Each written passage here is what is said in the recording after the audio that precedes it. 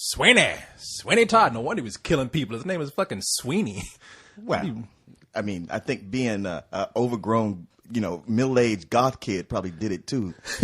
Yeah, what was, you know what? I've got to say, I dig this movie. I dig what it was doing, but what the was up with that makeup?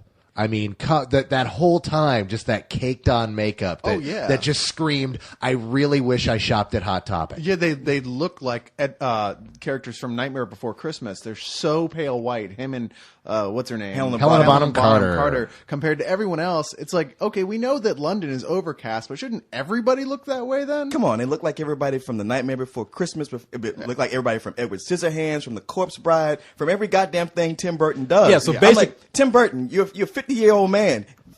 Get over it already. Yeah, so basically, he just went in Tim Burton's makeup closet.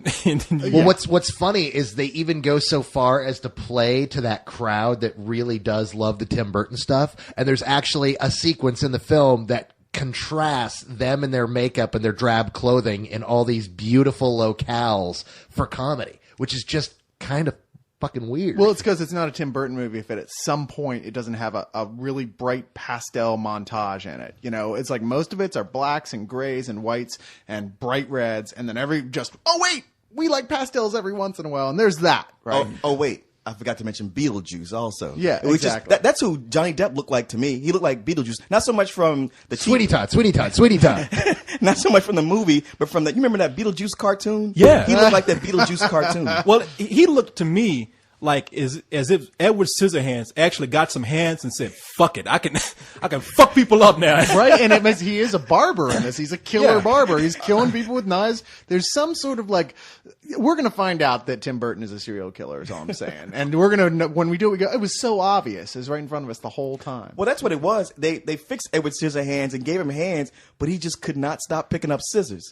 Yeah, exactly. He just got frustrated and just says, "Shit, fuck it, I'm just gonna start killing people." But this is another Burton film. What it's got all the stuff that annoys me personally about Tim Burton films is here, but it elevates past that because the original source material is actually pretty good. The Stephen Sondheim musical, the songs are pretty well done. They're not your usual brand of musical, like immediately pop catchy. They're a little more complex than that actually, and they're not too long either, which is nice. Well, that's the thing is he actually cut most of the songs in half, which a lot of the theater fags, I'll say fags instead of geeks. The theater fags are going, oh, they're cutting up Sondheim songs. And guys like me who hate musicals are going, you know what? The song got in and got out in just the right amount of time. I never got bored with it, and they got back to the story. I really liked it. Well, I'm sorry, go ahead. Oh, it was funny you say that because I was kind of wishing Sweeney Todd had taken those raises to those songs a little bit more because I didn't like hardly any of those songs, and I thought they were all too long. Well, see, that's my thing. I had a big problem with the so-called songs in this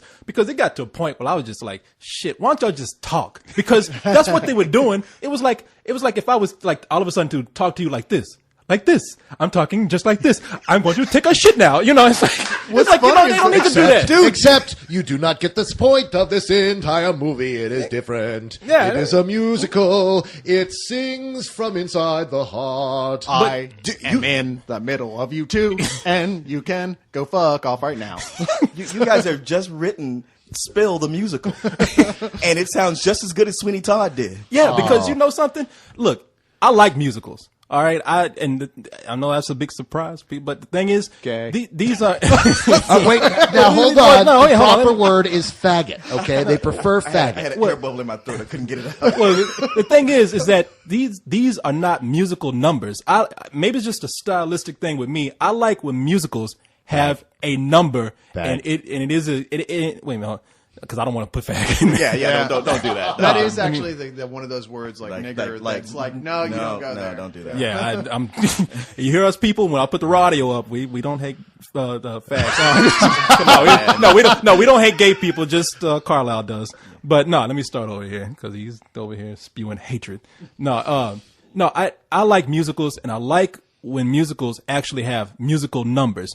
These are not musical numbers. This is exposition set to music. Yeah, but a lot of musicals are that way. That's actually that's a standard form of a whole genre of musicals to do that, where it's just a world where people sing instead of talk. I mean, I prefer that because at least then the songs you can, you're not like, oh, great, they're going to sing for 5 minutes about basically just one thing. You actually have to pay attention to the songs because there is a story continuing in them. Well, then I don't like those kind of musicals. Yeah, man. I gotta say, man. I mean, like maybe they're just too traditional, but like Chicago or Hairspray or Dreamgirls, those songs were awesome. Where I'm like, I could listen to this outside this movie.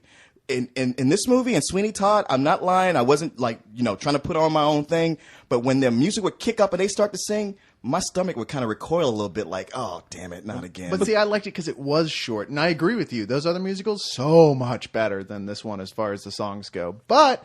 They were interesting because they were just a little different than what I'm used to, and short and to the point. Well, there are two. Don't get me wrong. I mean, when it actually was a musical number, I thought it was brilliant. There are two numbers in here. One where Sweeney Todd is actually coming back and talking about kicking ass, and then there's the other one where Helena Bonham Carter is fantasizing about having a life with Sweeney Todd, and I thought that was a good number. Helena Bonham Carter and the word fantasizing together just immediately give me creepy shivers. Huh? Come on, man. You never made love to a corpse before? Well, your mom. has. Now They hold were better on. looking ones than that. He may not have had had sex with a corpse before, but he's had his trussed up harlots. Yeah. I mean, he's had his gutter whores, and that's the look that Helena Bonham Carter really strives for. Well, Yeah, she does definitely strive for that look. Well, I mean, she is kind of playing what she does all the time. What cracked me up was how it seemed like they made this movie right next door to Harry Potter and the Order of the Phoenix, and just said hey, can we borrow half your guys to be in our movie over here?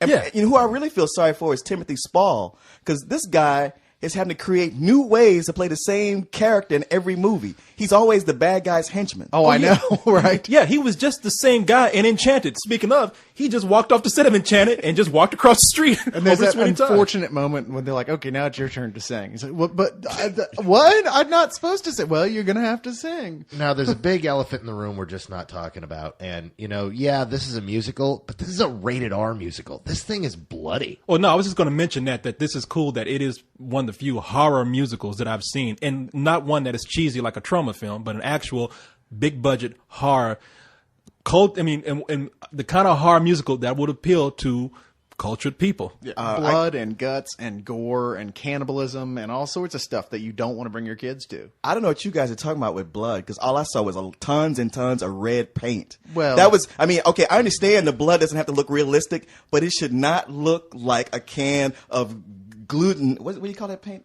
It should not look like a can of Lucite's red paint. I mean, I'm sorry, that looks like house paint. That was that was actually one of my only complaints about this film. That's a full on complaint, is the blood. And the blood is the old Hammer style 1960s red paint kind of blood. But everything else, though, like the body parts, like the toe they pull out of the pie, and the body parts sitting in the bin, all that stuff was kind of gross. Oh, how about when? No, I thought some of it was. First of all, the blood didn't bother me too much because I saw it as a stylistic thing. The blood uber was stylized. Well, the blood you have. And look, I might be reading too much into it, but everything is so gray and drab.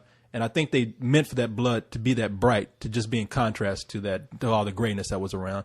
And also, and even if the blood looks fake, there were some parts that kind of made my flesh crawl. Like whenever Sweeney Todd would dump a body into the basement, and they would fall on their head and crack. You hear this crunch. No, I know what you mean. It gave me the chills too, until he did it to the 10th time, and then